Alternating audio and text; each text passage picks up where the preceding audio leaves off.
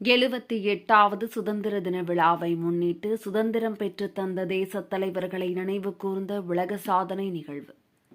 கோவை முல்லை தற்காப்பு கலை மற்றும் பயிற்சிக் கழகத்தில் பயிற்சி பெற்று வரும் மாணவ மாணவிகள் தேசத் தலைவர்களின் வேடமணிந்து தமிழர் பாரம்பரிய தற்காப்பு கலைகளை செய்து ஆஸ்கர் உலக சாதனை புத்தகத்தில் இடம் பிடித்தனர்.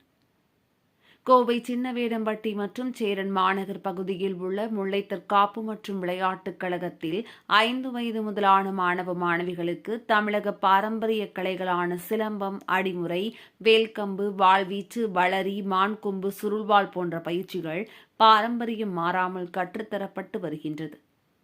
மேலும் இங்கு நன்கு பயிற்சி பெற்ற மாணவ மாணவிகள் பலர் பல்வேறு உலக சாதனைகளை செய்து அனைவரின் கவனத்தையும் ஈர்த்து வருகின்றனர்.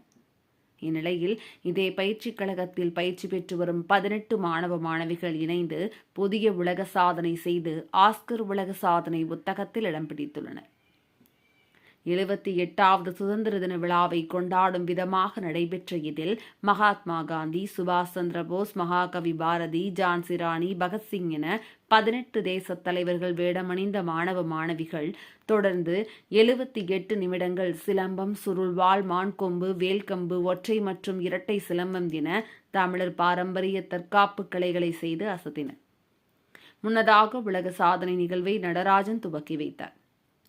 முல்லை தற்காப்பு மற்றும் விளையாட்டுக் கழகத்தின் நிறுவனரும் ஆஸ்கர் உலக சாதனை புத்தகத்தின் தமிழ்நாடு தீர்ப்பாளர் டாக்டர் பிரகாஷ் சாதனை புரிந்த மாணவ மாணவிகளுக்கு பதக்கம் மற்றும் சான்றிதழ்களை வழங்கி கௌரவித்தார். இந்த சாதனை நிகழ்ச்சியில் முல்லை தற்காப்பு கலை மற்றும் துணை பயிற்சியாளர்கள், மாணவர்கள், பெற்றோர்கள் உள்பட ஏராளமானோர் கலந்து கொண்டு உற்சாகப்படுத்தினர்.